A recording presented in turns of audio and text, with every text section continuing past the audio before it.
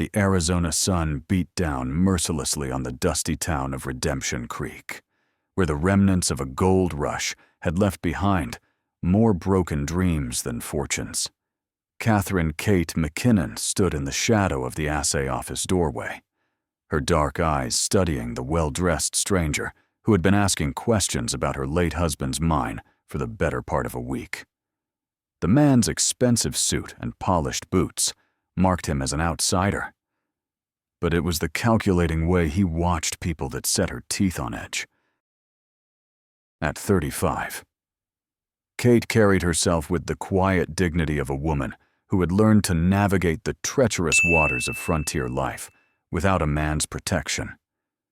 Her auburn hair was pulled back in a practical bun beneath a black bonnet, and her simple gray dress had been mended more times than she cared to count. To casual observers, she appeared to be exactly what she claimed to be, a struggling widow, trying to make sense of the mining claim her husband had left behind when consumption took him 6 months ago. But appearances, as Kate had learned from her grandfather's stories, could be more dangerous than any loaded gun. The stranger emerged from the assay office with the satisfied smile of a man who had just confirmed something important. He was tall and lean, with silver hair and a mustache waxed to perfect points. His face bore the kind of practiced charm that Kate had seen before in traveling salesmen and confidence men handsome enough to be trusted, smooth enough to be believed, and cold enough behind the eyes to be very, very dangerous. "Mrs. McKinnon," the man called out, approaching her with his hat in his hands and an expression of sympathetic concern. "What a pleasure to encounter you again. I trust you've given some thought to my proposition." Kate inclined her head slightly, her voice carefully neutral. "Mr. Ashford, isn't it? I'm afraid I've been quite busy settling my late husband's affairs. Perhaps you could remind me of the nature of your proposition." Vincent Ashford's smile widened, but Kate noticed that it never quite reached his pale blue eyes. "Of course, my dear woman. Such a difficult time for you. I'm sure. I represent a consortium of investors from San Francisco who specialize in developing abandoned mining claims. We're prepared to offer you $1,500 for your husband's property, enough to start fresh somewhere more. Suitable for a woman in your circumstances." The offer was insultingly low, and they both knew it. Thomas McKinnon had died believing his claim might contain one of the richest veins of gold ore in the Arizona Territory. The assay samples he'd managed to extract, before his illness, had shown promising color, though he'd never lived to see the full extent of what lay beneath the rocky hillside he called the lucky strike. "That's very generous," Kate replied, her tone suggesting anything but gratitude. "However, I'm not certain I'm ready to part with Thomas's legacy just yet. A widow needs time to grieve. Mr. Ashford." Something flickered behind Ashford's practiced charm, a flash of impatience, perhaps even anger. It was gone so quickly that most people would have missed it. But Kate had been trained by her grandfather to read the subtle signs that revealed a person's true nature. The conman was not accustomed to hearing the word no, especially from what he clearly perceived as a helpless woman. Naturally, Ashford said, replacing his hat with a flourish. "But I do hope you won't wait too long to decide. Mrs. McKinnon, the mining business is quite volatile, and opportunities like this have a tendency to evaporate if not seized promptly." The threat was veiled, but unmistakable. Kate had heard similar words before, usually just before someone's barn mysteriously caught fire or their cattle wandered off into the desert. She nodded politely, giving no sign that she understood the menace beneath his cultured words. "I appreciate your patience. Mr. Ashford. Perhaps we could discuss this further tomorrow. I find that important decisions are best made after a good night's sleep." Ashford touched the brim of his hat in a mockery of respectful farewell. "Until tomorrow, then. Mrs. McKinnon, I do hope you sleep well." As the conman walked away, his polished boots clicking against the wooden sidewalk, Kate remained in the doorway of the assay office. Her hand moved unconsciously to the silver locket at her throat, feeling the weight of the photograph it contained, not of her deceased husband, as everyone assumed, but of a man whose legend had once struck fear into the hearts of outlaws from Texas to California. Jackson Iron Hand McKinnon had been her grandfather, though she had never used his surname during his lifetime. The old gunfighter had insisted on keeping their relationship secret, knowing that his enemies would not hesitate to strike at him through an innocent granddaughter. When he'd finally hung up his guns and settled down to teach her everything he knew about survival in the unforgiving West, he'd given her more than just shooting lessons and tactical advice. He'd given her a legacy that no conman could steal, no matter how clever his schemes. Kate stepped into the assay office, where old Pete Garrison was bent over his scales with the concentration of a man who had spent 40 years turning rocks into dreams. The grizzled prospector looked up as she entered, his weathered face creasing into a concerned frown. "That fancy-dressed fella been bothering you again?" "Kate," Pete asked, setting down his tools. "I don't like the look of him. Reminds me of the vultures that used to circle overhead when the Apache were fixing to raid." "He's made an offer for the lucky strike," Kate replied, settling into the worn wooden chair that served Pete's customers. $1,500. Pete snorted in disgust. "1,500 hell, Kate. That claim's worth 10 times that amount, maybe more. The samples Thomas brought in before he got sick showed color like I ain't seen since the Comstock days." Kate had suspected as much, but hearing it confirmed by Pete's expert assessment sent a chill down her spine. If Ashford knew the true value of the claim, and his confident manner suggested he did, then he wasn't just a common swindler looking for an easy mark. He was a predator who had specifically targeted her, probably after researching Thomas's mining activities and identifying her as a vulnerable widow ripe for exploitation. "Pete," she said quietly, "what do you know about this Vincent Ashford character?" The old prospector's expression grew even more troubled. "Been asking around about that myself, ever since he showed up last week. Near as I can tell, he's got connections to some powerful folks in California, mining interests and such. But there's something else. Kate. Something that don't sit right." Pete moved to the window and peered out carefully, as if checking to make sure they weren't being overheard. When he spoke again, his voice was barely above a whisper. "My cousin Jake works for the Territorial Marshal's office in Tucson. He sent word that there's been a string of suspicious mining accidents up north, claims where the owners died sudden-like, and their properties got bought up cheap by investors from San Francisco. Funny thing is, Vincent Ashford's name keeps coming up in connection with those sales." Kate felt her blood turn cold. "You're saying he might have had something to do with Thomas's death?" "I ain't saying nothing for certain," Pete replied carefully. "But consumption don't usually take a healthy man so quick, and Thomas was strong as an ox when he brought me those samples. All I'm saying is, you might want to be extra careful around Mr. Ashford and his smooth talking." The implications hit Kate like a physical blow.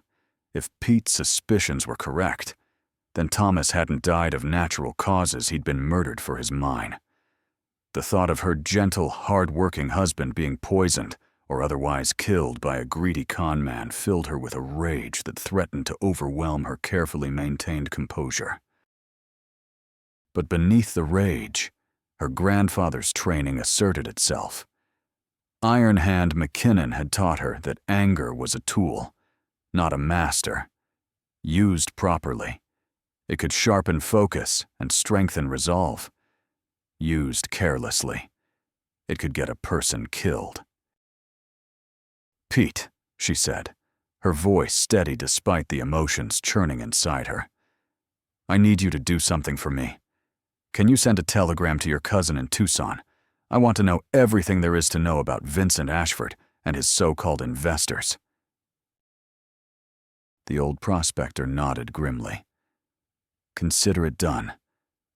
But Kate, if this fella is as dangerous as I think he might be, you're gonna need more than information to protect yourself. Maybe it's time to think about leaving Redemption Creek, starting over somewhere safer." Kate's hand moved again to her locket, drawing strength from the photograph of the legendary gunfighter who had shaped her into something far more dangerous than she appeared. "I appreciate the concern, Pete, but running away never solved anything. Besides, Thomas loved this place, loved his mine.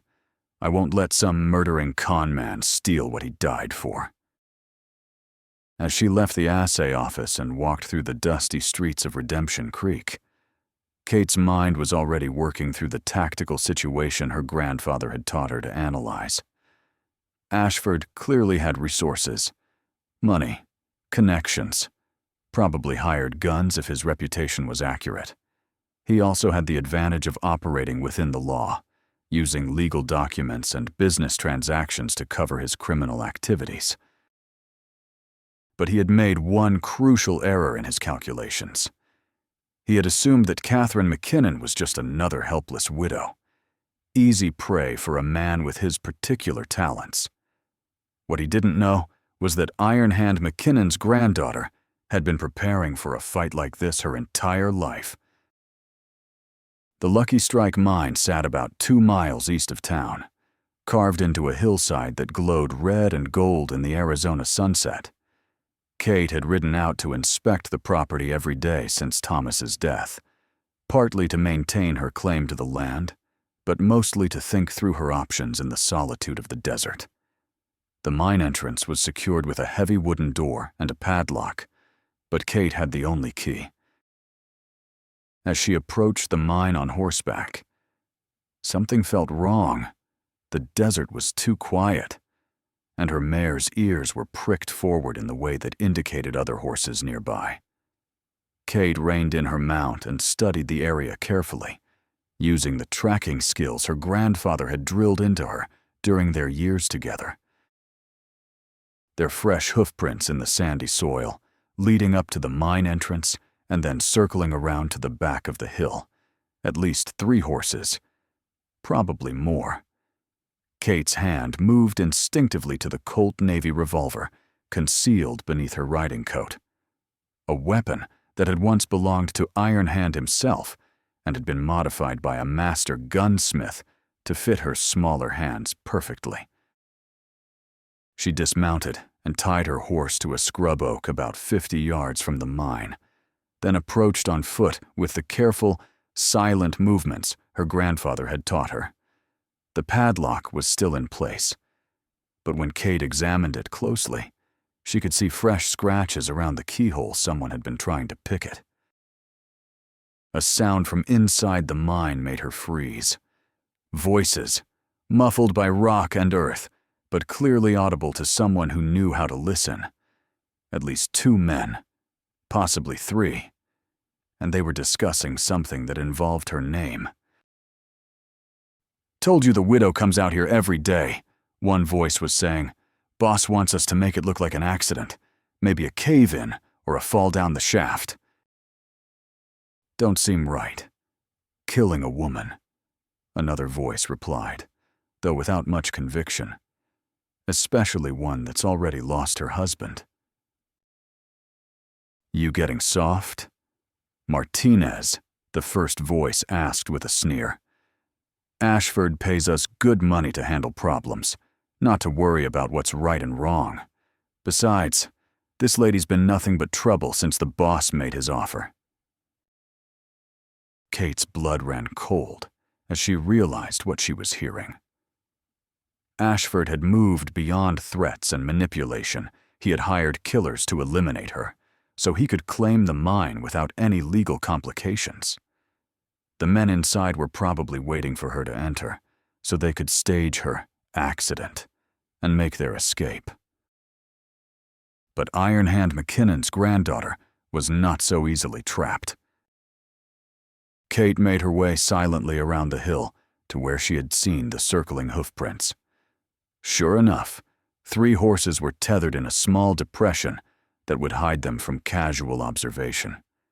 She checked each animal carefully, noting the brands and equipment that might help identify their owners later. Then she drew her grandfather's revolver and did something that would have shocked anyone who thought they knew the quiet, grieving widow of Redemption Creek. She put a bullet through the water barrel that the gunmen had brought for their horses. The sound of the gunshot echoed across the desert like thunder, followed immediately by shouts of alarm from inside the mine. Kate melted into the shadows behind a large boulder, waiting to see how her uninvited guests would react to the announcement that their presence had been discovered. 3 men emerged from the mine entrance with weapons drawn, their eyes scanning the hillside for targets. The first was a lean, dangerous-looking man with a scar across his left cheek and the easy grace of a professional killer. The second was younger and nervous, probably new to this type of work. The third was a stocky Mexican with the weathered hands of someone who had spent years handling guns and horses. "Spread out," the scarred man ordered. "Whoever fired that shot is still out there. Martinez, check the horses.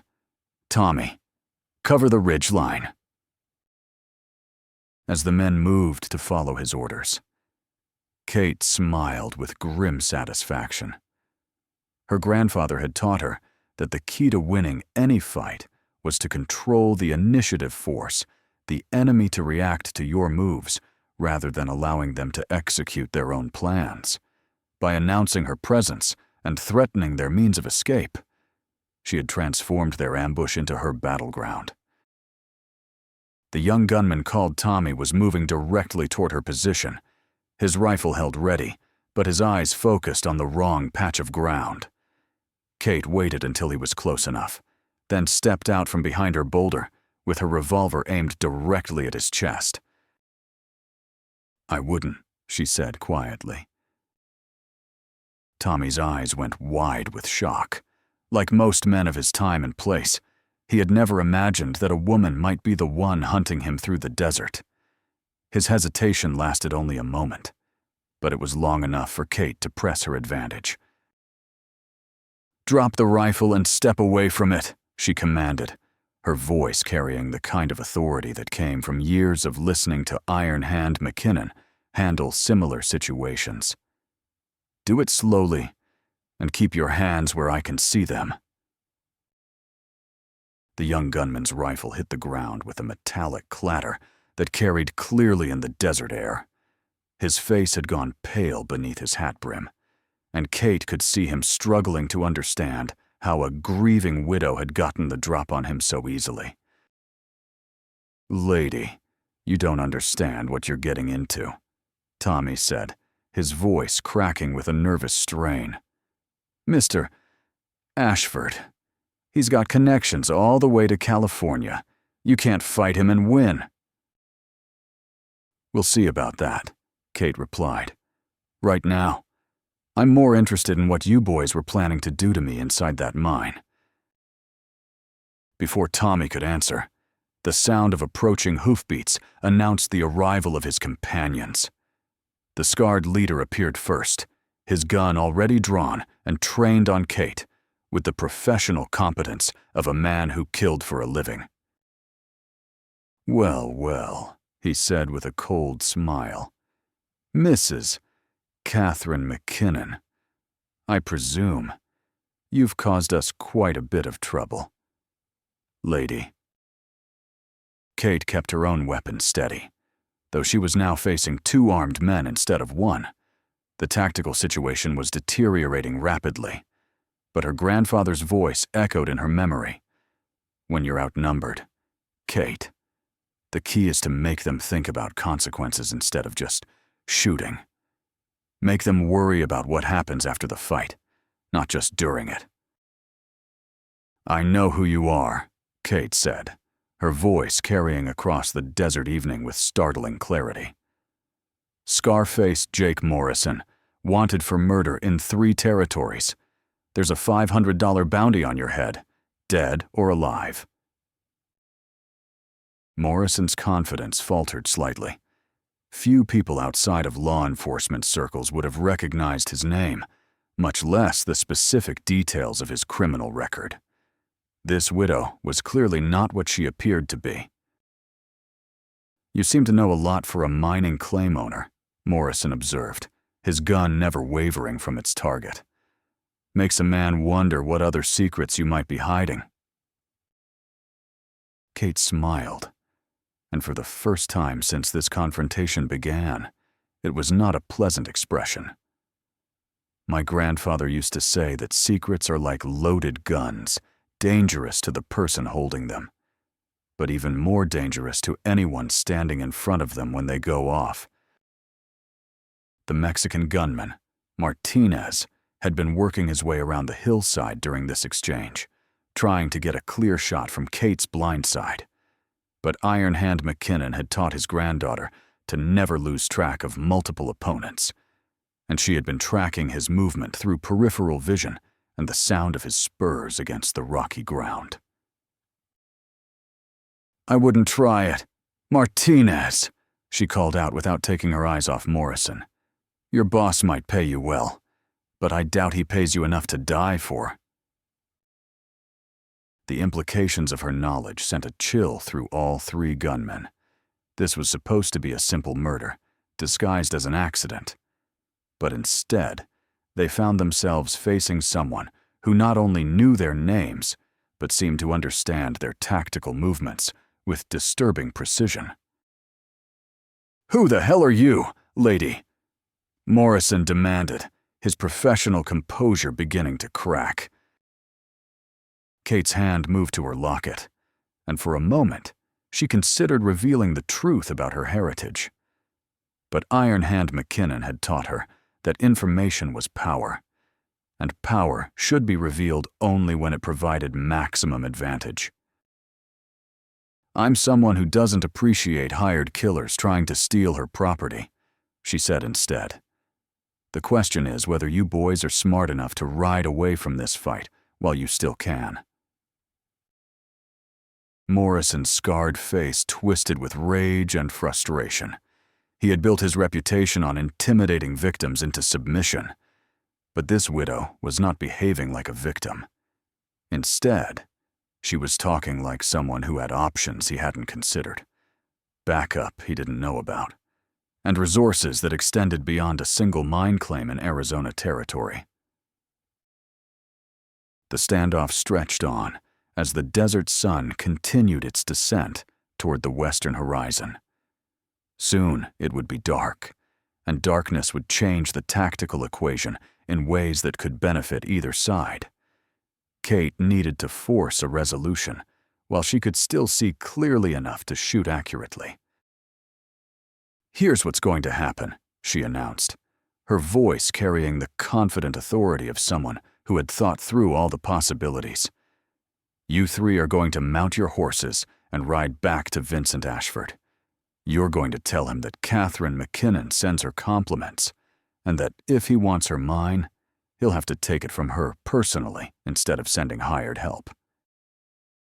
Tommy, the youngest of the 3, was clearly ready to accept this offer and escape with his life intact. But Morrison's pride and professional reputation wouldn't allow him to be backed down by a lone woman, regardless of how dangerous she might prove to be. "I don't think so, lady," Morrison snarled. Nobody threatens Jake Morrison and lives to brag about it. His gun hand began to move, but Kate was already in motion. Iron Hand McKinnon had drilled her in the lightning-fast draw that had made him legendary, and his granddaughter had inherited not only his technique, but his instinctive timing that separated the living from the dead in gunfights. Her Colt Navy cleared leather and fired before Morrison's weapon was fully raised. The bullet took him high in the shoulder, spinning him around and sending his gun flying into the rocks. Before Martinez could react, Kate had shifted her aim and put a second shot close enough to his head to send him diving for cover behind a boulder. "The next one won't be a warning," she called out, her voice steady despite the adrenaline coursing through her veins. "Take your friend and get out of here, and tell Ashford that he's dealing with someone who shoots back." Martinez emerged from his hiding place with his hands raised, his face reflecting a mixture of shock and newfound respect. Tommy was already moving toward Morrison, who was cursing and trying to stop the bleeding from his wounded shoulder. As the three gunmen prepared to retreat, Morrison looked back at Kate with something approaching professional admiration. "You're not what you seem, lady. That was some of the finest shooting I've seen in 20 years of this business." "My grandfather taught me well," Kate replied, though she offered no further explanation. Within minutes, the three hired killers were mounted and riding hard toward Redemption Creek, leaving Kate alone with her thoughts and the gathering darkness of the Arizona desert. She holstered her revolver and walked to the mine entrance, checking to make sure they hadn't damaged anything during their attempted break-in. The confrontation had accomplished several important things. First, it had announced to Ashford that his intended victim was far more dangerous than he had assumed. Second, it had bought her time to prepare for whatever his next move might be. And third, it had given her an opportunity to test her grandfather's training under real combat conditions. Iron Hand McKinnon would have been proud of how his lessons had served his granddaughter when the moment of truth arrived. But as Kate rode back toward town under the star-filled Arizona sky, she knew that the real fight was just beginning. Vincent Ashford would not be deterred by the failure of his hired guns, if anything. He would probably escalate his efforts to claim the Lucky Strike mine. The question was whether Kate could outmaneuver a conman who had successfully murdered his way across several territories without being caught. The answer to that question lay in the legacy her grandfather had left her, a legacy that went far beyond shooting skills and tactical knowledge. Iron Hand McKinnon had taught her that the most dangerous weapon in the West was not a fast draw or a steady aim, but the ability to think 3 moves ahead of your enemy and always be prepared for the unexpected. Tomorrow, Vincent Ashford would discover what it meant to face an opponent who had learned strategy from one of the deadliest gunfighters in the history of the American frontier. The crimson sunset faded to purple twilight as Kate McKinnon rode home, her mind already planning the moves that would turn a conman's greed into his own destruction. "Hey everyone, can you believe the nerve of these hired guns thinking they could just ambush Kate like that? But our widow just proved she's got some serious skills hidden under that morning dress." Where are you watching from tonight? Drop a comment below and let me know what you think Kate's next move should be. And if you're as hooked on this story as I am, don't forget to hit that subscribe button. This tale is just getting started. The morning sun cast long shadows across Redemption Creek as Kate McKinnon sat in the kitchen of her small adobe house, cleaning her grandfather's Colt Navy revolver with the methodical precision he had taught her 20 years ago. The events at the mine the previous evening had crystallized something in her mind. Vincent Ashford wasn't going to be deterred by warnings or shows of force. If she was going to protect Thomas's legacy and her own life, she needed to stop thinking like a victim and start thinking like Iron Hand McKinnon's granddaughter. The revolver gleamed in the morning light as Kate completed her cleaning ritual, each component inspected and oiled with the care of someone who understood that a weapon was only as reliable as the person who maintained it. The gun itself was a work of art, its steel frame engraved with intricate scrollwork and its ivory grips carved with the image of an iron hand, the symbol that had struck fear into outlaws across the frontier. A soft knock at her door interrupted her contemplation. Kate quickly holstered the revolver beneath her shawl and moved to answer it, her movements betraying none of the tension she felt. Through the small window, she could see Elena Vasquez, the Mexican woman who ran the town's boarding house and served as Redemption Creek's unofficial source of information about everything that happened within 50 miles. "Buenos dias, Kate," Elena said as the door opened, her dark eyes filled with concern. "I heard there was trouble at your mine yesterday evening. Some of the men in town are saying they heard gunshots." Kate invited her friend inside, grateful for the company and the opportunity to learn what gossip might be circulating about the previous night's events. Elena was a woman in her 40s who had raised 3 children alone after her husband died in a mining accident, and her experience with frontier hardships had taught her to recognize danger in all its forms. There was some trouble, Kate admitted, pouring coffee for both of them from the pot that perpetually simmered on her stove. "It seems Mr. Ashford is more impatient than I initially realized." Elena's face darkened with understanding. "Ese cabron. I knew there was something wrong about that one from the moment he rode into town. Too smooth, too polite. Men like that don't come to places like Redemption Creek unless they want something they can't get through honest means." "What do you know about his activities since he arrived?" Kate asked, settling into the chair across from her friend. "Has he been talking to anyone besides me?" "See, he has been very busy," Elena replied, her voice carrying the weight of someone who had been carefully observing the situation.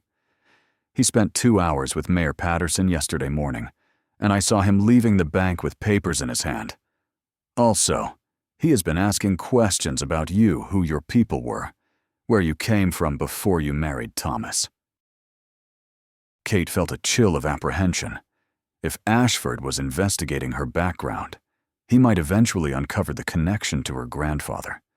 While Iron Hand McKinnon had been careful to keep their relationship secret during his lifetime, determined investigators could sometimes piece together information from old newspaper articles and wanted posters. "Did he learn anything useful?" Kate asked, trying to keep her voice casual. Elena shook her head. "Most people here only know that you came from New Mexico territory with Thomas 8 years ago, and that you have been a good neighbor and a hard worker. But Kate..." She paused, studying her friend's face carefully. "There are some who remember stories about a gunfighter named McKinnon who used to operate in New Mexico. Iron Hand, they called him. The timing would be about right for him to be related to your husband's family." Kate's heart raced, but she kept her expression neutral. Elena was clearly fishing for information, probably motivated by genuine concern rather than mere curiosity. The question was how much to reveal to someone who might prove to be a valuable ally in the coming conflict. "Thomas never talked much about his family," Kate said carefully. "You know how some men are about the past. They prefer to focus on building something new rather than dwelling on old troubles." Elena nodded, apparently accepting this explanation. "See, this is true. But Kate, If there is anything in your family's past that might help you deal with this Ashford problema, perhaps it is time to stop hiding from it. Before Kate could respond to this perceptive observation, the sound of approaching horses drew both women to the window. Vincent Ashford was riding up to Kate's house with two companions, not the hired guns from the previous evening, but well-dressed men who carried themselves with the authority of legal professionals or business associates. "Speak of the devil," Elena muttered under her breath. Kate watched the three men dismount, noting that Ashford moved with the careful deliberation of someone who was no longer certain of his reception. The failure of his hired guns had clearly forced him to reconsider his approach, but the presence of what appeared to be legitimate business associates suggested he was escalating rather than retreating. "Elena," Kate said quietly, "I need you to do something for me. Can you go to Pete Garrison at the assay office and ask him to send that telegram we discussed? Tell him it's urgent." Elena's eyes reflected her understanding that something serious was developing.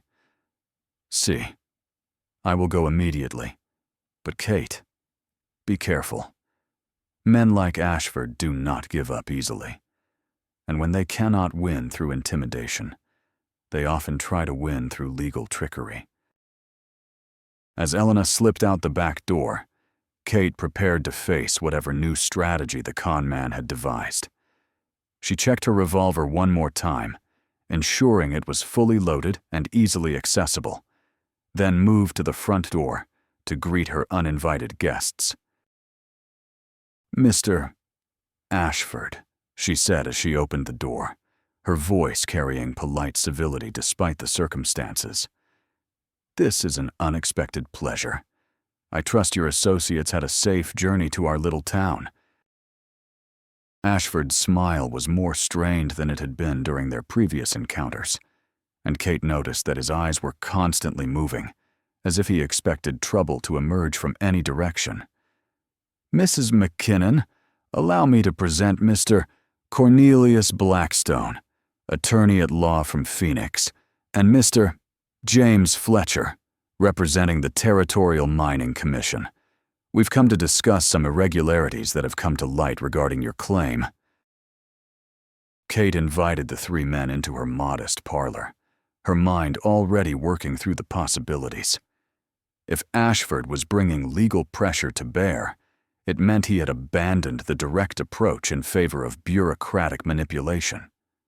This was actually encouraging news. It suggested he was still operating within the bounds of the law, which meant he hadn't yet discovered her true identity or capabilities.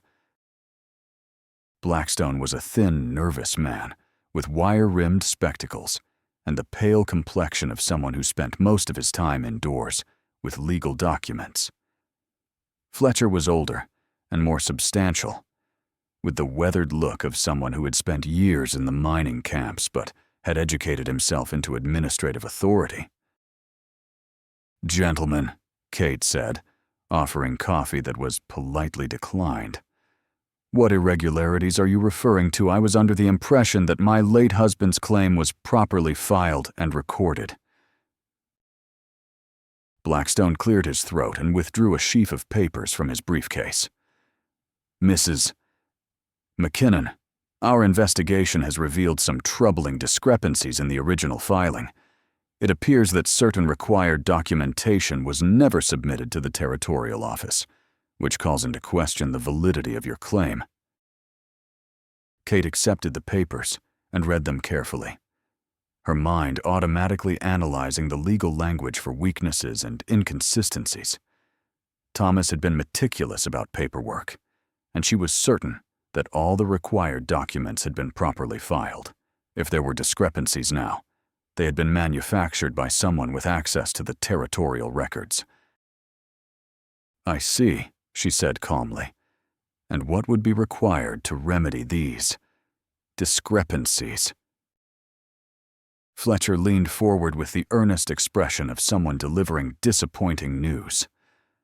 "Unfortunately, Mrs. McKinnon, The Territorial Mining Commission has determined that the claim must be resurveyed and refiled from the beginning. This process could take months, perhaps years, and the legal costs would likely exceed several $1,000s. The trap was elegant in its simplicity. Even if Kate had the money to fight the bureaucratic challenge, which Ashford clearly assumed she did not, the process would drag on indefinitely, while he used his political connections to ensure that her claim was ultimately rejected. Meanwhile, he could probably arrange for the supposedly abandoned claim to be reassigned to one of his dummy corporations. However, Ashford interjected smoothly, as a gesture of goodwill, my investors remain willing to purchase your interest in the property for the amount we discussed previously. This would allow you to avoid the uncertainty and expense of the legal proceedings.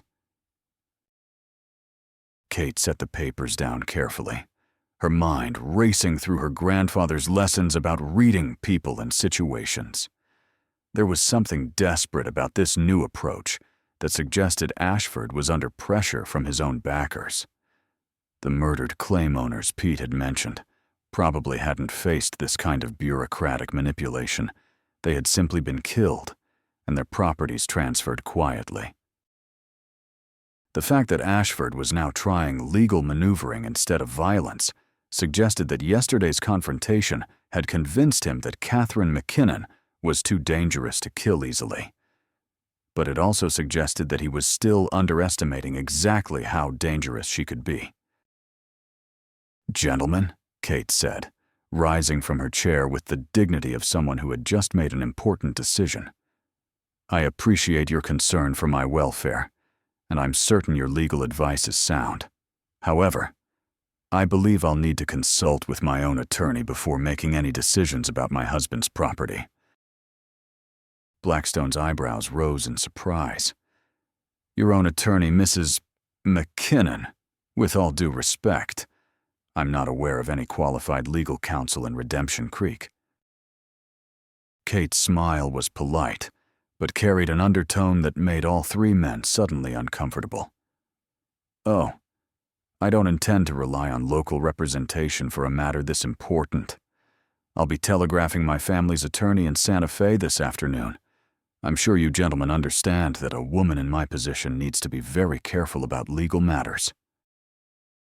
The mention of family lawyers and Santa Fe connections sent a visible chill through the room. Ashford's carefully constructed scheme depended on Kate being an isolated widow with no resources to fight back. If she had access to competent legal counsel and family money, his bureaucratic trap might backfire spectacularly. "Of course," Ashford said, though his voice had lost much of its earlier confidence. "We wouldn't dream of pressuring you into any hasty decisions. Perhaps we could arrange to meet again in a few days, after you've had time to consider all your options." "That sounds very reasonable," Kate agreed. "I'll need at least a week to hear back from Santa Fe. These family matters can be quite complex, as I'm sure you understand." As the three men prepared to leave, Fletcher paused at the door with what appeared to be genuine concern. "Mrs. McKinnon, I hope you understand that we're simply trying to ensure that all mining claims in the territory are properly documented. There's no personal animosity in any of this." Kate's hand moved unconsciously to her locket as she replied, "Of course. Mr. Fletcher, I'm sure everything will work out exactly as it should. Truth has a way of finding its level, like water seeking low ground." The symbolic phrase, one of her grandfather's favorite sayings, seemed to resonate with something in Fletcher's memory. The older man studied Kate's face with sudden intensity, as if trying to recall where he might have heard those words before. But before he could pursue the thought, Ashford was ushering him and Blackstone toward their horses with the urgency of someone who wanted to escape before any more uncomfortable questions could be raised. As the three men rode away, Kate allowed herself a moment of satisfaction. The legal gambit had been clever, but her grandfather had taught her that most schemes depended on the victim's ignorance and isolation. By claiming resources and connections that Ashford couldn't verify, she had introduced uncertainty into his calculations and bought herself time to prepare a more permanent solution. The truth was that Catherine McKinnon did have family connections in New Mexico, though not the kind that Ashford would expect. Iron Hand McKinnon had left behind more than just a granddaughter. When he finally hung up his guns, he had left behind a network of allies, debts of honor, and carefully hidden resources that could be activated by someone who knew the right words and carried the right credentials. Kate moved to the small writing desk that had been Thomas's pride and joy, withdrawing paper and ink to compose the most important letters of her life. The first would go to Judge William Morrison in Santa Fe, no relation to the hired gun she had wounded the previous evening, who had been one of her grandfather's few genuine friends during his later years. The judge knew the truth about Iron Hand McKinnon's family connections and would provide legal backing that no territorial mining commission could ignore. The second letter would be more dangerous to send, but potentially more valuable. Samuel Colt himself had been a correspondent of her grandfather's, and the famous gunmaker maintained a network of trusted associates throughout the West who kept him informed about political and business developments that might affect his customers. A letter bearing Iron Hand McKinnon's private seal, which Kate still possessed, would activate resources that Vincent Ashford couldn't imagine. As she began writing, Kate's mind drifted back to the summer when she was 15, and her grandfather had taken her on what he called her final examination. They had ridden deep into the Sangre de Cristo Mountains, where Iron Hand had hidden a cache of weapons, gold, and documents that represented 20 years of careful preparation for the day when his past might catch up with him. "Kate," he had said as they sat beside a hidden cave that would have been invisible to anyone who didn't know exactly where to look. Most folks think being a gunfighter is about being faster than the other fellow, but that's only part of it, and not the most important part. The real skill is in making sure you never have to draw your gun unless you're certain you can win. He had shown her maps, financial documents, and correspondence that revealed a web of alliances and obligations stretching from Texas to California. Judges who owed him favors, lawmen who respected his code, businessmen who had profited from his protection, and even a few former outlaws who had gone straight because of his influence. Power isn't just about what you can do, child. Iron Hand had continued. It's about what people think you can do, and who they think will come looking for them if they cross you. Reputation is the greatest weapon a person can possess, but it's also the most fragile. Use it wisely. Now, 20 years later, Kate was finally ready to use the inheritance her grandfather had left her.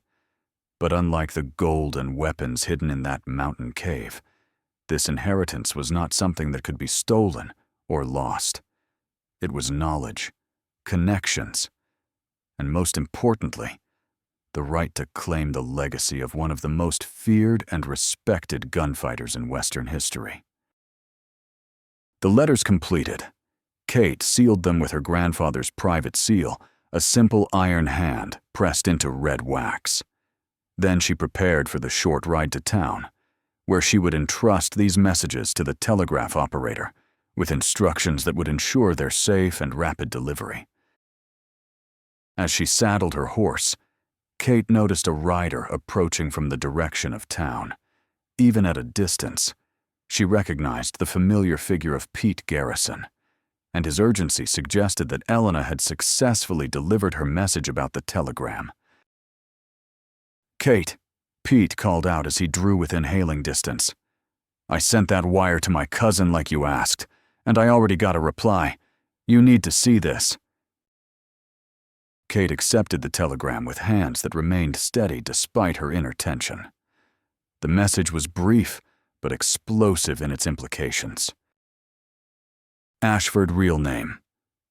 Marcus Finch, stop wanted. Phoenix Tucson suspected 7 murders. Stop federal marshals investigating. Stop consider extremely dangerous. Stop Jake. The confirmation of her suspicions about Thomas's death hit Kate like a physical blow. But it also filled her with a cold, calculating rage that her grandfather would have recognized and approved.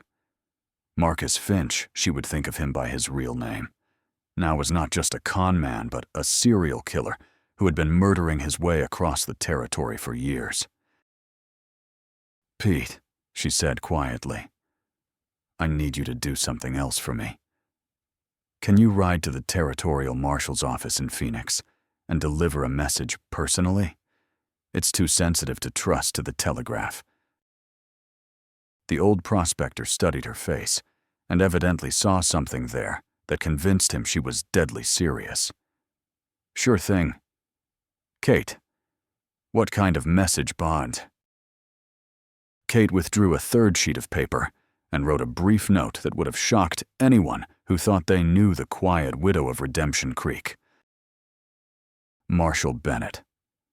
Marcus Finch, alias Vincent Ashford, is in Redemption Creek, attempting to steal the Lucky Strike mine through fraudulent legal proceedings. He murdered my husband Thomas McKinnon 6 months ago and is planning to kill me to complete his claim. Request immediate assistance. Catherine McKinnon, granddaughter of Jackson McKinnon. She signed the note with the iron hand symbol that had been her grandfather's mark, then folded it carefully and handed it to Pete. "Ride hard and don't let anyone else see this message. If Marshall Bennett isn't available, give it to whoever's in charge and tell them it concerns Iron Hand McKinnon's family." Pete's eyes widened as he absorbed the implications of what she had just revealed. Jesus. Mary. And Joseph. Kate. Iron Hand McKinnon was your grandfather. No wonder you can shoot like that. "Pete," Kate said seriously, "my life may depend on keeping that information secret until the right moment. Can I trust you?" The old prospector straightened in his saddle with the dignity of someone who had just been entrusted with something precious. "Kate, your grandfather once saved my life when claim jumpers tried to kill me up in Colorado. I've been looking for a way to repay that debt for 20 years. Consider it repaid." As Pete spurred his horse toward the Phoenix road, Kate felt the complex emotions that came with finally claiming her true heritage. For 8 years, she had been content to live quietly as Thomas McKinnon's wife, putting her grandfather's violent legacy behind her in favor of building something peaceful and lasting. But Marcus Finch had stolen that peaceful life from her, and now she would show him what it meant to threaten the last of Iron Hand McKinnon's bloodline. The afternoon sun was beginning its descent toward the western mountains when Kate rode into Redemption Creek, her senses alert for any sign that Finch had left watchers in town. The main street was busy with the usual collection of miners, ranchers, and merchants going about their daily business. But Kate noticed several strangers loitering near the saloon who hadn't been there that morning. She rode directly to the telegraph office, where the operator, a nervous young man named Billy Thompson, was clearly agitated about something. When Kate entered the small building, Billy practically jumped out of his chair. "Mrs. McKinnon. Thank God you're here. That fancy gentleman, Mr. Ashford. He was in here about an hour ago asking about any telegrams you might have sent. I told him I couldn't discuss customers' business, but he offered me $50 for information." Kate felt her blood chill. If Finch was monitoring telegraph traffic, he might intercept her communications and learn about her real identity before she was ready to reveal it. "Did you tell him anything?" Billy. "No, ma'am, not a word," Billy replied earnestly. "But he said he'd be back, and he had some tough-looking fellows with him. I'm worried he might try to force the information out of me." Kate studied the young man's face and made a quick decision. "Billy, I need you to do something that might save both our lives. Can you send a telegraph to Santa Fe that makes it look like I'm just trying to borrow money from relatives?" Billy nodded eagerly, clearly relieved to have someone take charge of the situation. Kate dictated a message that would appear harmless to anyone monitoring her communications, but would actually activate the most dangerous network of allies in the American Southwest. "Uncle Jackson, stop need family help with business troubles. Stop lawyers and money required immediately. Stop strangers threatening Thomas property. Stop your loving niece, Catherine." The telegram would go to Judge Morrison, who would recognize the coded reference to Iron Hand McKinnon and understand that his granddaughter was calling in 20 years' worth of accumulated favors and obligations. Within days, the network that had protected the legendary gunfighter would mobilize to protect his heir. But first, Kate had to survive long enough for that help to arrive. As she left the telegraph office, Kate noticed that the strangers near the saloon were watching her with the focused attention of men who were being paid to observe and report. Finch was clearly escalating his surveillance, probably preparing for another attempt to eliminate the obstacle to his scheme.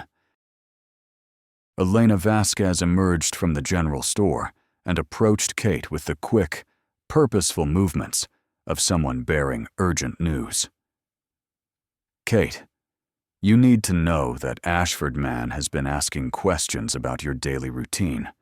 Where you go, when you go there, whether you travel alone. I think he is planning something." "I'm sure he is," Kate replied calmly. "Elena, I may need to be away from town for a few days. If anyone asks where I've gone, tell them I rode to Phoenix to meet with lawyers about my claim." Elena's dark eyes reflected her understanding that something dangerous was developing. "See, I will tell them this. But Kate, where will you really be?" Kate's hand moved to her locket, drawing strength from the photograph of the man who had taught her everything she needed to know about survival in a hostile world. "I'll be in the mountains, preparing to remind Mr. Ashford that some people are more dangerous than they appear." As the sun set over Redemption Creek, painting the sky in shades of crimson and gold, Kate McKinnon prepared to transform herself from a grieving widow into something that Marcus Finch could never have imagined in his worst nightmares. The granddaughter of Iron Hand McKinnon was about to show the world what 20 years of hidden training could accomplish when unleashed by righteous fury and the need for justice. Tomorrow, the real fight would begin. Wow. Folks, the plot just keeps thickening. Kate's finally ready to claim her true heritage as Iron Hand McKinnon's granddaughter. And Marcus Finch has no idea what's coming for him. That telegram she just sent is going to shake things up across the entire Southwest.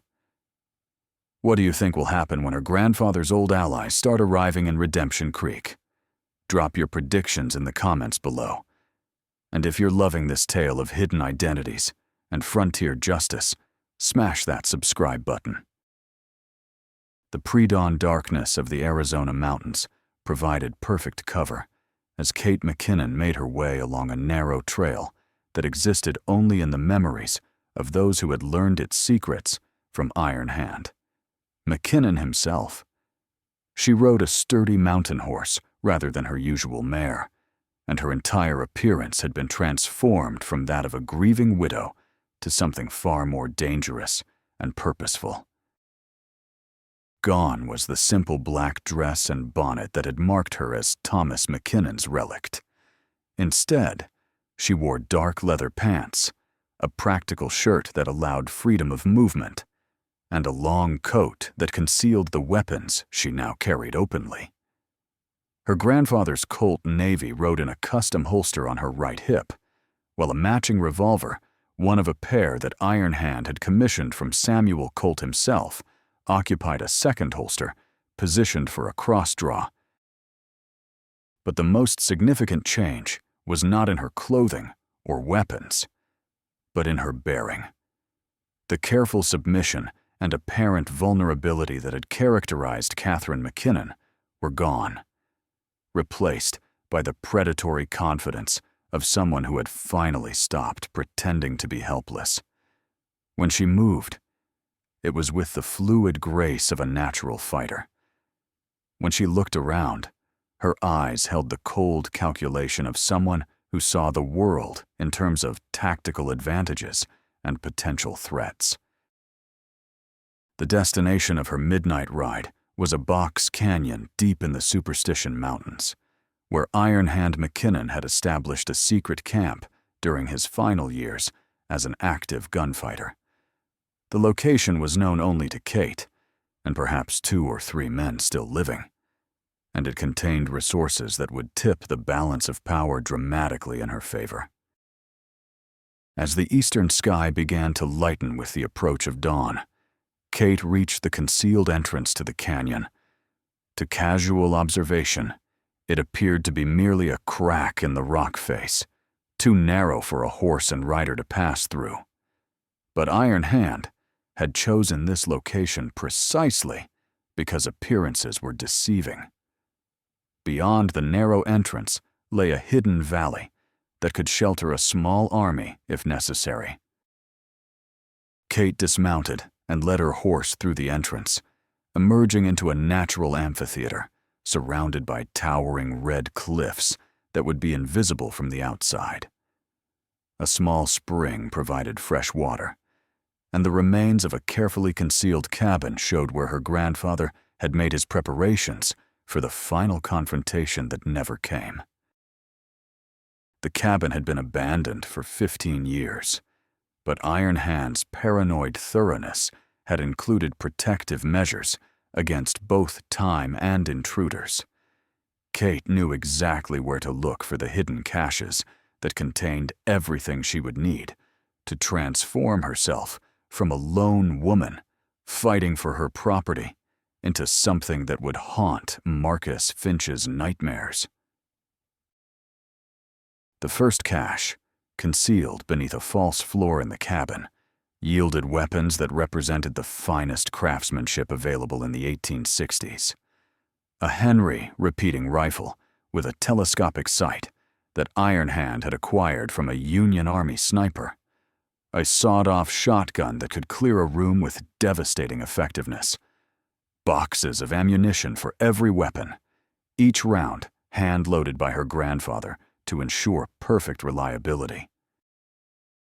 But the second cache was even more valuable. It contained the documents and correspondence that proved Iron Hand McKinnon had been far more than just a gunfighter. Letters from governors and territorial judges, receipts for substantial deposits in banks from Denver to San Francisco, and most importantly, a list of men throughout the Southwest who owed him favors that could never be repaid in money. As Kate studied these papers by lamplight, she began to understand the true scope of her inheritance. Her grandfather had not just been a feared gunman, he had been a power broker who operated behind the scenes of territorial politics, using his reputation for violence to enforce a personal code of justice that transcended the formal legal system. The revelation was both exhilarating and sobering. She now possessed the means to destroy Marcus Finch completely, but wielding that power would also mean accepting responsibility for the legacy of violence that came with the McKinnon name. Once she revealed her true identity, there would be no going back to the quiet life she had shared with Thomas. But as Kate thought about her murdered husband and the other innocent victims of Finch's greed, the choice became clear. Some evils could only be stopped by those willing to accept the burden of necessary violence. The third cache contained something that made Kate's breath catch in her throat: her grandfather's personal journal, written in his careful hand during the final years of his life. As she read his words by flickering lamplight, she discovered that Iron Hand McKinnon had been haunted by many of the same questions that now tormented his granddaughter. Kate grows stronger and more skilled each day. One entry read, "But I fear what will happen when she learns the full truth about our family's legacy. The McKinnon name carries power, but it also carries a weight that has crushed stronger souls than hers. Will she have the wisdom to use what I have taught her without becoming the very thing we have fought against?" Another entry, written just months before Iron Hand's death, revealed the depth of his love and concern for his granddaughter. "I have tried to teach Kate that violence is a tool, not a way of life. But I know that someday she may face enemies who can only be stopped through strength. When that day comes, I pray she will remember that the true measure of a warrior is not how many enemies they can kill, but how many innocents they can protect." As the sun climbed higher over the hidden canyon, Kate closed the journal and made her final preparations for the confrontation that was now inevitable. She wrote letters to be delivered in the event of her death, cleaned and loaded every weapon in her arsenal, and most importantly, prepared her mind for what was to come. The woman who had entered this canyon under cover of darkness would not be the same person who left it. Catherine McKinnon, the grieving widow of Redemption Creek, was about to cease to exist. In her place would stand someone worthy of the Iron Hand legacy, someone who could fight Marcus Finch on his own terms and win. But even as she prepared for war, Kate remembered her grandfather's most important lesson. True strength lies not in the ability to destroy your enemies, but in the wisdom to know when destruction is necessary and when mercy serves justice better. Marcus Finch had murdered her husband and terrorized innocent families throughout the territory. He had forfeited any claim to mercy through his own choices. Now he would face the consequences of those choices, delivered by the granddaughter of the most feared gunfighter in the history of the American West. As Kate rode out of the hidden canyon, her weapons ready and her resolve hardened to steel, she carried with her not just the tools of violence, but the moral authority that came from defending the innocent against those who would prey upon them. The Iron Hand was awakening, and Marcus Finch was about to discover that some debts could only be paid in blood. The ride back to Redemption Creek took most of the day, as Kate deliberately chose a route that would allow her to observe the town and its surroundings without being seen. What she discovered confirmed her worst fears about Finch's escalation. There were now at least a dozen armed men positioned around the town, clearly waiting for her return. But Marcus Finch had made a crucial error in his planning. He was preparing to ambush Catherine McKinnon, the helpless widow who had been his target for the past week. He had no idea that the woman returning to Redemption Creek was someone entirely different. Someone who had been trained by a master of frontier warfare, and who now possessed the resources to turn his trap into her hunting ground. As the sun set over the Arizona desert, painting the sky in shades of crimson and gold, Kate McKinnon prepared to honor her grandfather's memory and her husband's death by showing Marcus Finch what it truly meant to face the wrath of Iron Hand, McKinnon's heir. The final confrontation was about to begin, and this time, it would be fought on her terms. The moon hung like a silver coin over Redemption Creek as Kate McKinnon approached the town from the north, using terrain features and shadow to mask her movements. From her vantage point on a low ridge, she could see the positions Finch's men had taken around the settlement amateurs, who relied on numbers rather than skill. Posted in obvious locations that any experienced fighter could identify and avoid. Kate smiled grimly as she counted at least 8 sentries, their cigarette glows and restless movements marking them clearly against the darkness. Marcus Finch had brought hired guns to a game that required the subtlety of a chess master, and his lack of tactical understanding was about to become a fatal weakness. Moving like a ghost through the desert scrub, Kate made her way to Elena Vasquez's boarding house, where a prearranged signal, a lamp in the kitchen window, told her that her friend was awake and waiting. Kate slipped through the back door into the warm, familiar kitchen, where Elena sat with a cup of coffee and worry etched across her weathered features. "Dios mío, Kate," Elena whispered as she took in her friend's transformed appearance. "You look like someone else entirely." "I am someone else," Kate replied quietly, accepting the offered coffee with hands that remained steady, despite the adrenaline coursing through her system. The woman who left town yesterday was Thomas McKinnon's widow. The woman who came back is Iron Hand McKinnon's granddaughter. Elena's eyes widened as the implications hit her. Like most people who had lived in the Southwest during the 1860s, she knew the legends surrounding the most feared gunfighter of his generation. Iron Hand McKinnon was your abuelo, Kate. No wonder you could handle those men at the mine. "What's the situation in town?" Kate asked, her voice carrying the crisp authority of someone accustomed to making life and death decisions under pressure. Elena set down her coffee cup and began recounting what she had observed during Kate's absence. That devil Ashford, or Finch, or whatever his real name is. He brought more men yesterday evening. They are watching your house, the mine road, even the church. But Kate, there is something else. A man came asking questions about you, but he was different from the others." "Different how?" "Clean, well-dressed, but not like a businessman. More like a lawman trying not to look like a lawman. He had the eyes of someone who has seen much violence, but still believes in justice.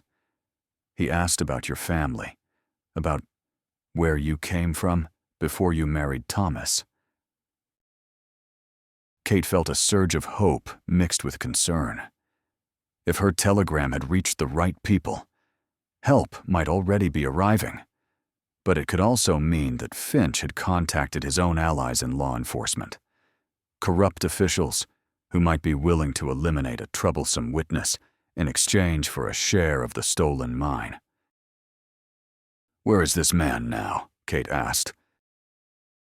"He took a room at the Grand Hotel, but he has been very careful to avoid Ashford's men. I think he suspects that something is not right in our little town." Kate made a quick decision that would have made her grandfather proud.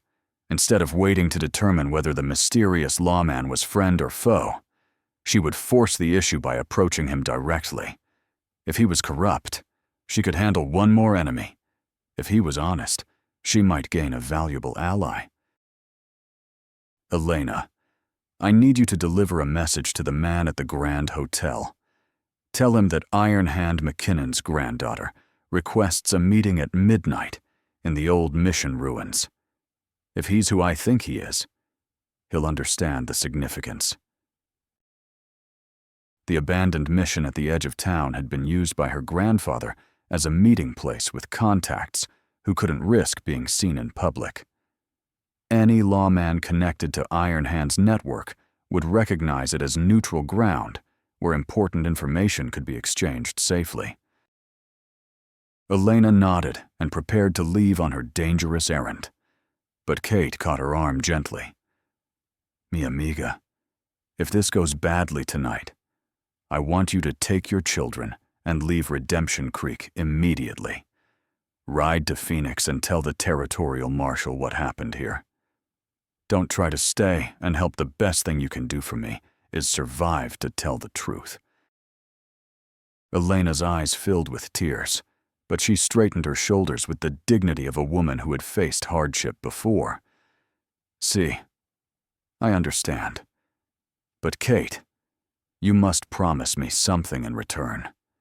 Remember that you are not just Iron Hand McKinnon's granddaughter, you are also Thomas's wife, and the woman who helped my family when Maria was sick. Don't let the violence consume the goodness that made us all love you." The words hit Kate like a physical blow, reminding her of the delicate balance between justice and vengeance that her grandfather had struggled with throughout his violent career. Iron Hand McKinnon had been feared for his deadly skill, but he had been respected for his adherence to a personal code that distinguished between necessary violence and mere brutality. As Elena slipped out into the night to deliver her message, Kate prepared for what might be her final transformation. The grieving widow was gone forever, and even the hidden granddaughter of a legendary gunfighter might not survive the next few hours. But if she died tonight, it would be as someone worthy of the McKinnon legacy, a defender of the innocent, and an enemy of those who profited from others' suffering. The old mission ruins sat on a low hill overlooking Redemption Creek, its adobe walls crumbling, but still substantial enough to provide cover and concealment. Kate arrived early and positioned herself where she could observe anyone approaching while remaining hidden herself. Her grandfather's lessons about meeting unknown contacts echoed in her mind. Trust is earned through actions, not words. Always be prepared to fight your way out, even when you hope you won't have to. At precisely midnight, a figure emerged from the shadows and approached the ruins with the careful movements of someone who understood he might be walking into a trap. Kate studied him through the telescopic sight of her Henry rifle, noting the professional competence of his approach and the way he kept his gun hand-free while scanning for threats. When he reached the agreed-upon meeting spot, a stone altar that had survived the mission's destruction, the man called out in a voice that carried the authority of law enforcement.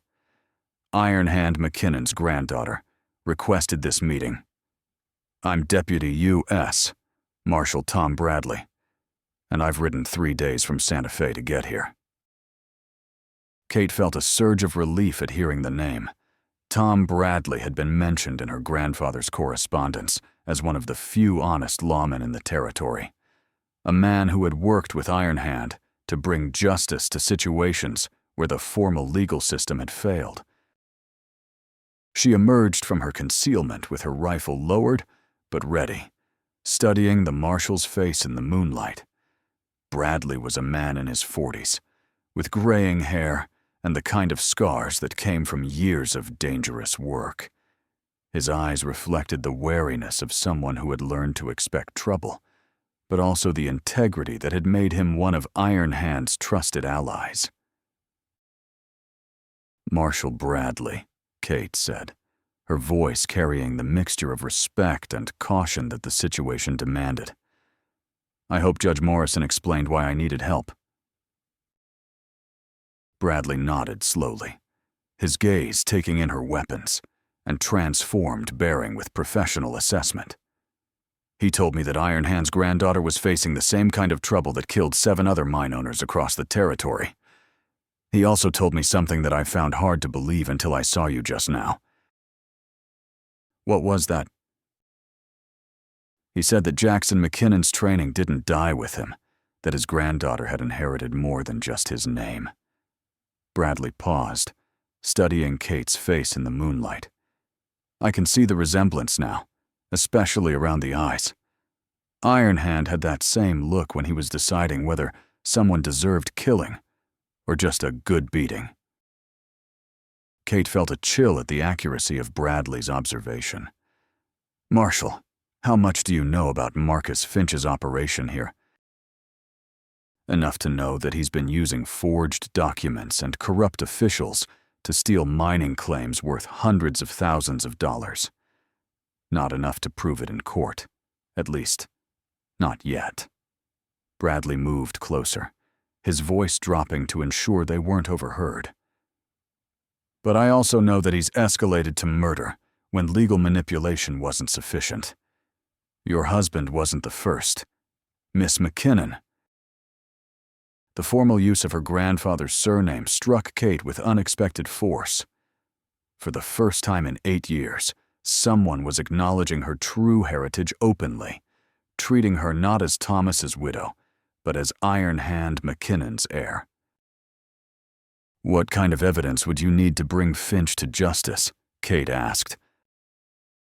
Bradley's smile was grim. The kind that's usually buried with his victims. Finch is careful to eliminate witnesses and destroy documentation that could connect him to his crimes. But there might be another way to trap him. I'm listening. Finch believes you're just a widow defending her property. He doesn't know about your real identity or capabilities. If we could arrange for him to incriminate himself in front of witnesses, he doesn't know are lawmen. Kate felt her grandfather's tactical instincts stirring as she grasped the implications of Bradley's suggestion. You want to use me as bait to draw him into a confession? It's dangerous, Bradley admitted. Finch has at least a dozen men in town, and some of them are professional killers. But if we can get him to admit to murdering your husband, or to reveal information about his other victims, we might be able to break his entire operation open. Kate considered the proposal carefully, weighing the risks against the potential for justice, not just for Thomas, but for all of Finch's victims. Her grandfather had faced similar choices throughout his career, and she knew what his advice would be. Sometimes the most dangerous path is also the most righteous one. What did you have in mind, Marshall? Bradley outlined a plan that was both elegant and terrifying in its simplicity. Kate would return to town openly, apparently defeated and ready to surrender her claim in exchange for safe passage out of the territory. Finch, confident of victory, would likely want to gloat over his success and might reveal details about his methods or his other victims. Meanwhile, Bradley and whatever backup he could arrange would be positioned to record Finch's confession and arrest him when he inevitably tried to eliminate the last witness to his crimes. There's one problem with your plan, Marshall, Kate said after considering all the angles. Marcus Finch isn't the type to let witnesses walk away, no matter what agreements he makes. If I surrender to him publicly, he'll kill me as soon as it's convenient. That's why we won't let him get that chance, Bradley replied. But I won't lie to you. Miss McKinnon, this plan puts you at considerable risk. If you prefer, we can try to build a case through traditional investigation, though that could take months or years. Kate thought about Elena's children, about the other families in Redemption Creek who would suffer if Finch remained free to operate, about the unknown victims in other territories who would die while lawmen pursued traditional investigations. The choice was clear, though it was also terrifying. I'll do it, she said. But Marshall, I want your word that if this goes wrong, you'll make sure the truth about Marcus Finch gets out, even if I don't survive to testify. People need to know what he's done. Bradley extended his hand, and Kate shook it with the firm grip her grandfather had taught her. You have my word, Miss McKinnon, and for what it's worth, Iron Hand would be proud of the woman you've become." As they prepared to part ways and begin their respective preparations for the trap they would spring on Marcus Finch, Kate felt the weight of her heritage settling on her shoulders like a familiar cloak. She was no longer pretending to be someone else or hiding from her true nature. She was Iron Hand McKinnon's granddaughter, and she was about to remind the world what that meant. "All right, everyone, the pieces are finally falling into place. Kate's got a U.S. Marshal on her side, but she's about to walk right into the lion's den to face Marcus Finch on his own turf. This is the kind of courage that built the legends of the Old West. What do you think of her plan to use herself as bait? Are you as nervous as I am about what's coming next? Let me know in the comments. And if you're holding your breath for this showdown, hit that subscribe button." The morning sun cast long shadows across Redemption Creek's main street as Kate McKinnon rode into town with the apparent defeat of someone who had finally accepted the inevitable. Her posture was slumped, her clothing disheveled from hard travel, and her horse moved with the weary gait of an animal that had been ridden too far too fast. To any observer, she appeared to be exactly what Marcus Finch expected to see: a broken widow returning to surrender her last hope of keeping her husband's mine. But beneath the carefully constructed facade, Kate's senses were hyper-alert, cataloging the positions of Finch's sentries and noting the subtle signs that told her Marshal Bradley and his men were already in position. A reflection of sunlight from the church bell tower indicated a sniper's scope. The unusual number of travelers lounging around the hotel suggested federal marshals posing as drifters. Most importantly, the tension in the air told her that this charade would not last long before someone decided that talking was insufficient and shooting was necessary. Kate dismounted in front of the Grand Hotel with movements that suggested bone-deep exhaustion, though every muscle in her body was coiled for instant action. Her grandfather's Colt Navy was concealed beneath her riding coat, along with a smaller pistol that Finch's men were unlikely to discover even if they searched her. Iron Hand McKinnon had taught her that survival often depended on having one more weapon than your enemies knew about.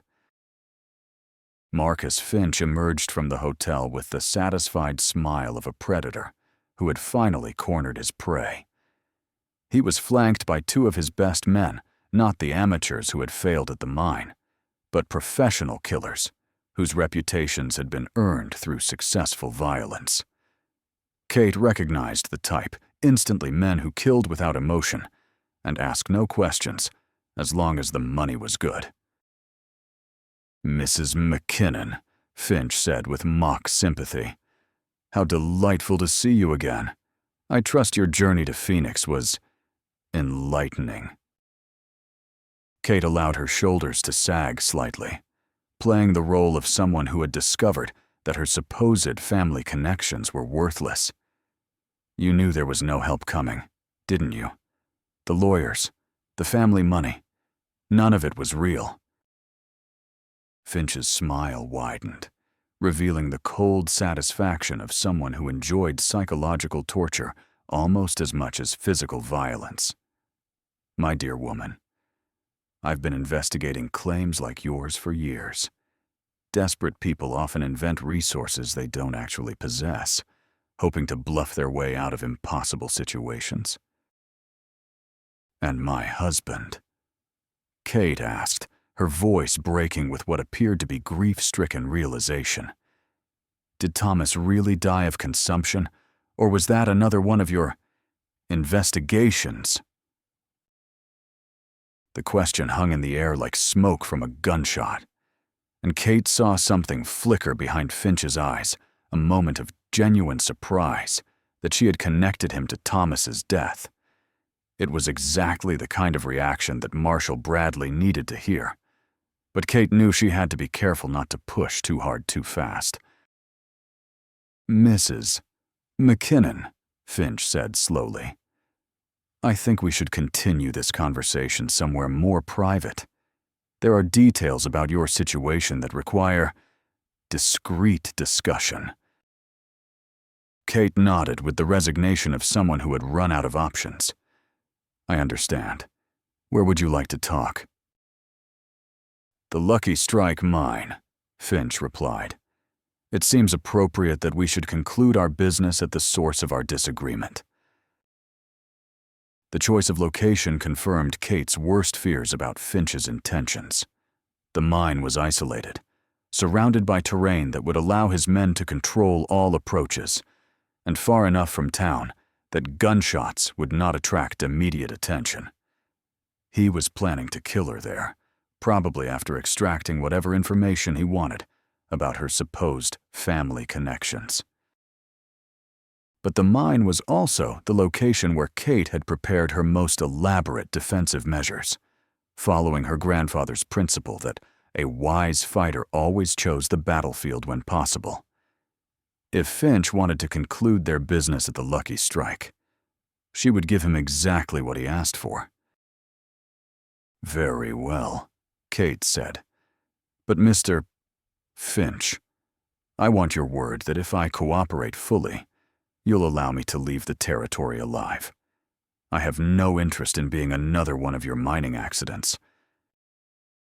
Finch's laugh was like the sound of breaking glass.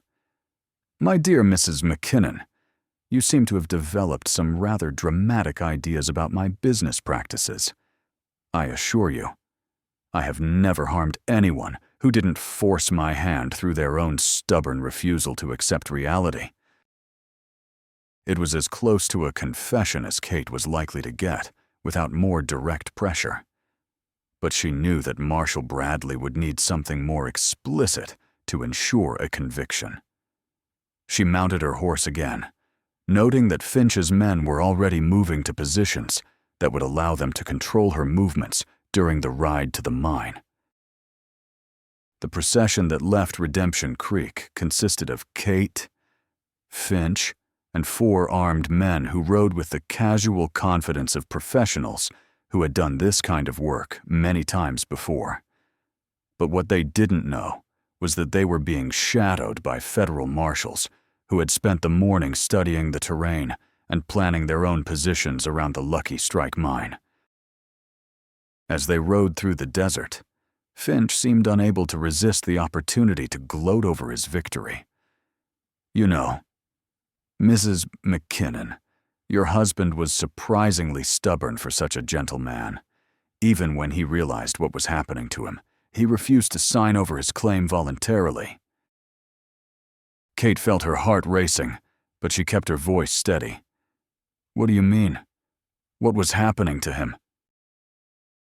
"The mercury compounds I had my associate slip into his coffee were quite effective," Finch continued with the casual tone of someone discussing the weather. "Gradual poisoning that mimics the symptoms of consumption perfectly. By the time he understood what was happening, he was too weak to fight back or seek help."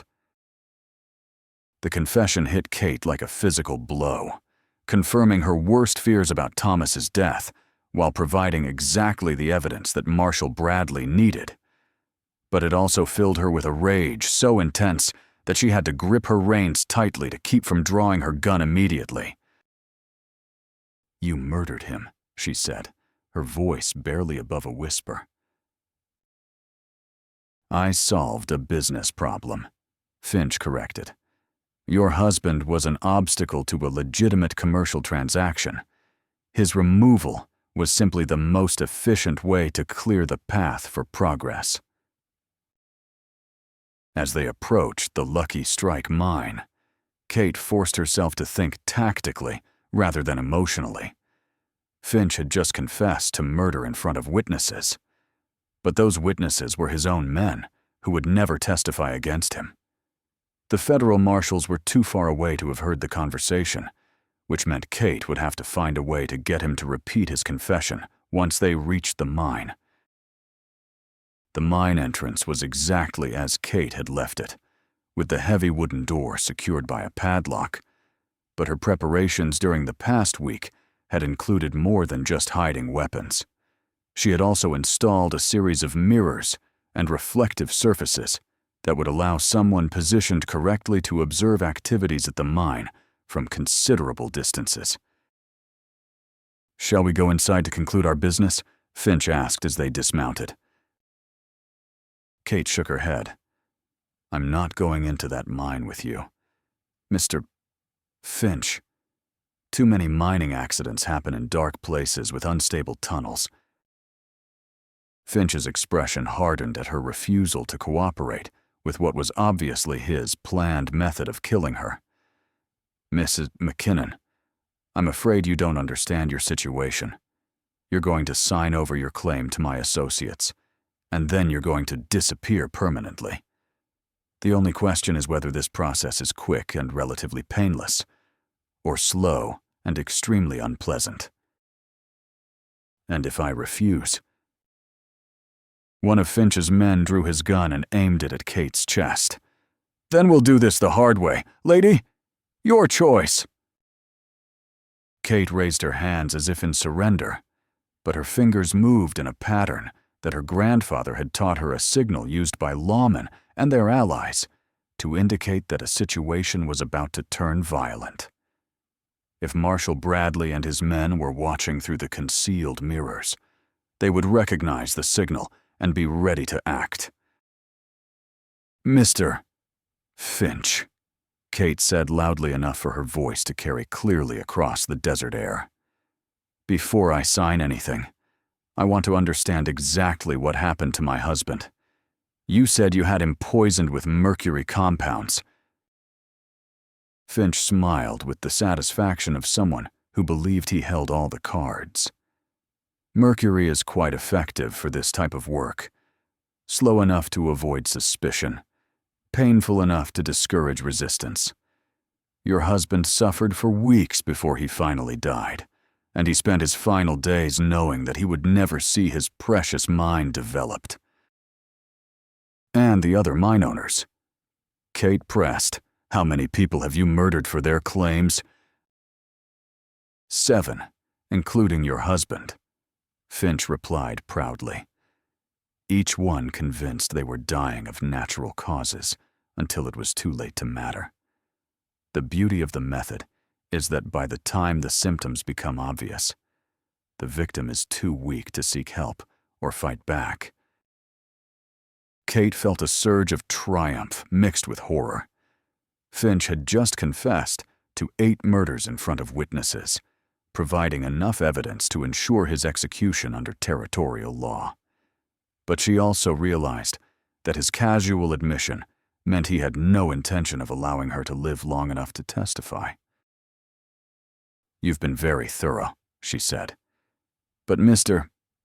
Finch, there's something you should know about me before you add me to your list of victims."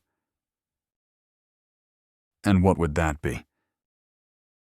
Kate's hand moved to her locket, opening it to reveal the photograph she had carried for 20 years. "My name isn't Catherine McKinnon, wife of Thomas McKinnon. It's Catherine McKinnon, granddaughter of Jackson McKinnon." Finch stared at the photograph for a moment before the implications hit him. When understanding dawned, his face went pale beneath his tan. "Iron Hand McKinnon. That's impossible. He died years ago, and he never had any family." "He had a granddaughter," Kate said quietly. "And she's been waiting 20 years for someone like you to give her a reason to honor his memory." The transformation that came over Kate was like watching a butterfly emerge from its chrysalis, except that this butterfly was armed with her grandfather's weapons and trained in his deadly techniques. Her posture straightened, her movements became fluid and purposeful, and her eyes took on the cold calculation that had made Iron Hand McKinnon the most feared gunfighter of his generation. Finch's men suddenly found themselves facing not a helpless widow, but something that belonged in their worst nightmares. The woman who had seemed so vulnerable moments before was now evaluating them with the professional assessment of someone who knew exactly how to kill each of them most efficiently. "Boys," Finch said carefully, "I think we may have underestimated Mrs. McKinnon." Kate smiled, and it was not a pleasant expression. "Mr. Finch, my grandfather used to say that the most dangerous mistake a person could make was believing their own lies. You've spent so much time thinking of yourself as a predator that you forgot there are bigger predators in these mountains." The gunfight that followed was swift, brutal, and completely one-sided. Kate's first shot took down the man who had been aiming at her chest. Iron Hand's training, allowing her to draw and fire before he could react. Her second shot wounded another gunman before he could clear leather, and her third sent Finch diving for cover behind a boulder. But the real surprise came when federal marshals emerged from concealment positions around the mine, their rifles trained on the surviving members of Finch's gang. Marshal Bradley had indeed been listening, and his men had moved into position during Kate's conversation with the Conman. "Marcus Finch," Bradley called out, "you're under arrest for the murders of Thomas McKinnon and 7 other territorial citizens. Surrender now, and you might live to stand trial." Finch's response was to fire wildly in Bradley's direction, a desperate act that sealed his fate. Kate and the federal marshals returned fire simultaneously, and when the smoke cleared, the man who had terrorized mining communities across the Southwest lay dead in the Arizona dust. 3 weeks later, Kate McKinnon stood in the main courtroom of the territorial capital, her testimony having just concluded the most sensational murder trial in Arizona's history. The evidence she and Marshal Bradley had gathered was overwhelming, and the surviving members of Finch's gang had provided detailed confessions in exchange for sentences that wouldn't end at the gallows.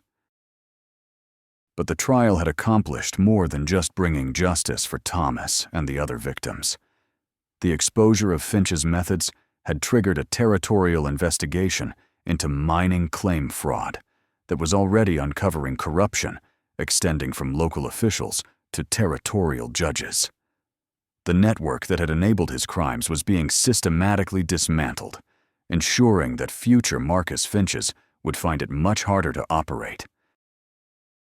Judge William Morrison, her grandfather's old friend, had presided over the trial with the dignity befitting someone who understood the historical significance of what was unfolding. As Kate prepared to leave the courthouse, he approached her with something approaching awe. "Miss McKinnon," the judge said formally, "in 40 years of legal practice, I have never seen a case that so perfectly demonstrated the power of truth to overcome corruption. Your grandfather would be immensely proud of what you've accomplished." Kate accepted the compliment with the grace that Thomas had always admired in her. "Judge Morrison, my grandfather taught me that justice delayed is justice denied. But he also taught me that justice without mercy becomes mere vengeance. I hope I've honored both lessons." As Kate left the courthouse, she found Marshal Bradley waiting for her with news that would complete her transformation from victim to victor. "Miss McKinnon, I thought you'd want to know the territorial governor has agreed to establish a special prosecutor's office to investigate mining fraud throughout the Southwest. The position comes with federal backing and resources that should prevent anyone from following in Finch's footsteps." "That's wonderful news. Marshal, who will be heading this office?" Bradley's smile was significant. "The governor was hoping you might consider the position. Your experience with this case, combined with your unique family background, makes you uniquely qualified to root out this type of corruption." Kate felt the weight of opportunity and responsibility settling on her shoulders. Accepting such a position would mean embracing her grandfather's legacy fully, using the McKinnon name and reputation in service of justice rather than hiding from them. It would also mean leaving behind any hope of returning to the quiet life she had shared with Thomas. But as she thought about Elena's children, about the families throughout the territory who deserved protection from predators like Marcus Finch, the choice became clear. Some legacies were too important to abandon, and some responsibilities could not be passed to others. "I'll accept the position," Kate said. "But I want it understood that I'll be operating according to my grandfather's code justice for those who deserve it, mercy for those who earn it, and no quarter for those who prey on the innocent." Bradley nodded approvingly. "I wouldn't expect anything less from Iron Hand McKinnon's granddaughter." As Kate prepared to return to Redemption Creek to settle her affairs before taking up her new responsibilities, she reflected on the journey that had brought her to this moment. 6 months ago, she had been a widow, struggling to understand her husband's legacy and protect his memory. Now she was a federal prosecutor, armed with the reputation and skills of the most legendary gunfighter in Western history. The transformation had been painful, requiring her to confront truths about herself and her family that she had spent years avoiding. But it had also been liberating, allowing her to step out of the shadows and claim her rightful place in the ongoing struggle between justice and corruption that defined life on the frontier. The ride back to Redemption Creek gave Kate time to consider how she would explain her new role to the community that had supported her through the darkest period of her life. Elena and the others deserved to understand that their quiet neighbor had become something larger and more dangerous, but also more committed to protecting the values they shared. As she crested the hill overlooking the town, Kate saw that Redemption Creek had already begun to change in response to recent events. New families were arriving to work claims that had been abandoned when their owners were murdered, and the main street buzzed with the activity of a community that had rediscovered hope for the future.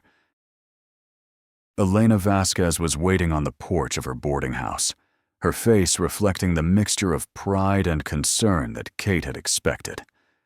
The two women embraced with the warmth of friends who had shared danger and emerged stronger for the experience.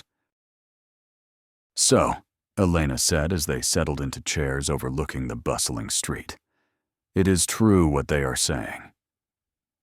You are to become a federal prosecutor, hunting down men like that Devil Finch."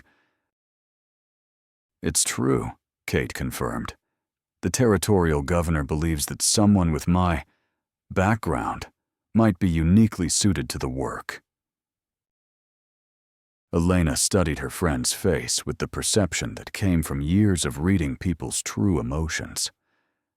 "And how do you feel about trading Thomas's memory for your grandfather's reputation?" The question cut straight to the heart of Kate's internal struggle. "I'm not trading anything. Elena, I'm honoring both legacies in the only way that makes sense. Thomas believed in building something good and lasting. My grandfather believed in protecting good people from those who would destroy what they'd built. Both beliefs led to the same conclusion: some fights are worth having, regardless of the personal cost." As the sun set over Redemption Creek, painting the sky in familiar shades of crimson and gold, Kate McKinnon felt the peace that came from finally understanding her place in the world. She was no longer running from her heritage or hiding from her capabilities. She was Iron Hand McKinnon's granddaughter and Thomas McKinnon's widow. And those identities were not contradictory, but complementary. The Lucky Strike mine would continue to produce gold that would benefit the entire community. But its greatest treasure had already been extracted: the truth about Marcus Finch's crimes and the justice that had finally caught up with him.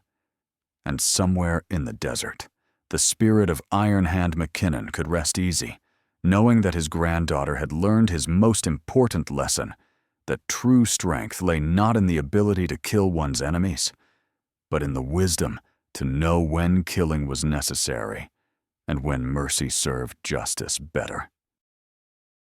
In the weeks that followed, stories of the widow who had brought down a murderous conman spread throughout the territories, inspiring other communities to stand up against corruption and other individuals to refuse victimization by those who believed might made right. The McKinnon name became associated once again with justice rather than mere violence, proving that even the most fearsome reputations could be redeemed through righteous action. Kate McKinnon, federal prosecutor and granddaughter of a legend, rode out of Redemption Creek toward her new destiny with her grandfather's weapons at her side and his code of honor in her heart. Behind her, she left a community that had learned to stand together against tyranny. Ahead of her lay a territory full of Marcus Finches, who had not yet learned that some debts could only be paid in blood, and some secrets were more dangerous than any loaded gun. The Iron Hand had passed to a new generation, and justice would find its level like water seeking low ground, no matter how many obstacles might try to stand in its way. Truth, as Kate's grandfather had always promised, had finally found its level. And in finding that level, it had created ripples that would spread across the American West for generations to come, reminding future predators that some people were too dangerous to threaten and some legacies too powerful to destroy. Well, my friends, what an incredible journey we've taken together. From a grieving widow to a legendary gunfighter's heir, to a federal prosecutor sworn to protect the innocent. Kate McKinnon's story shows us that our true strength often lies hidden until the moment when we need it most. Marcus Finch thought he was preying on a helpless woman, but instead he awakened something that had been sleeping in the shadows for 20 years. Kate proved that legacy isn't just what we inherit. It's what we choose to do with the gifts we've been given. Where are you watching from today? I'd love to hear your thoughts on Kate's transformation and whether you think she made the right choice in embracing her grandfather's legacy. Drop a comment below and let me know which part of this story hit you the hardest. And if you loved this epic tale of hidden identities, frontier justice, and the power of truth to overcome corruption, don't forget to hit that subscribe button and ring the notification bell. I've got more amazing stories of courage, redemption, and justice coming your way. Remember, folks, sometimes the most ordinary-looking people carry the most extraordinary secrets. And sometimes, when evil thinks it has an easy target, it discovers that it's actually staring down the barrel of destiny itself. Thanks for joining me in the dusty streets and hidden canyons of the Old West. And I'll see you in the next story, where truth and justice ride again under the endless Arizona sky.